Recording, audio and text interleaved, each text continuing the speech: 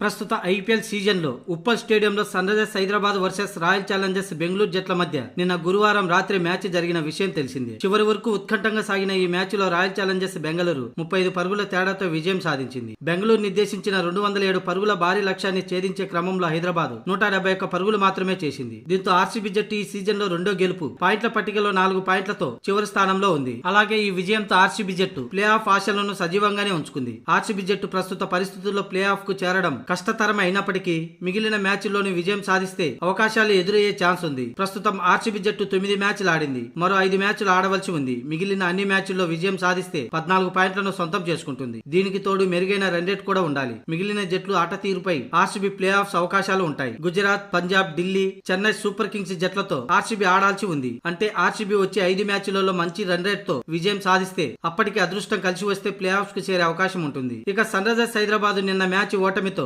8 మ్యాచ్లకు గాను 3 ఓటములు 5 విజయాలతో 10 పాయింట్లతో తన పాయింట్ల టేబుల్లో 3వ స్థానాన్ని కొనసాగిస్తుంది. అయితే ఆర్సీబీ పై ఓటమి పాలైనప్పటికీ ఎస్ఆర్హెచ్ కు ప్లే ఆఫ్స్ అవకాశానికి డోకా లేదు. Sunrisers Hyderabad playoffs కు చేరుకోవాలంటే మిగిలిన 6 మ్యాచ్ల్లో 4 విజయం సాధించవలసి ఉంది. ఒకవేళ 3 విజయం సాధిస్తే మెరుగైన నెట్ రన్ రేట్ అవసరం. ఒకవేళ నెట్ రన్ రేట్ అవసరం లేకుండా ప్లే ఆఫ్స్ కు చేరుకోవాలంటే ఎస్ఆర్హెచ్ కు 6 మ్యాచ్ల్లో 4 విజయాలు తప్పనిసరి.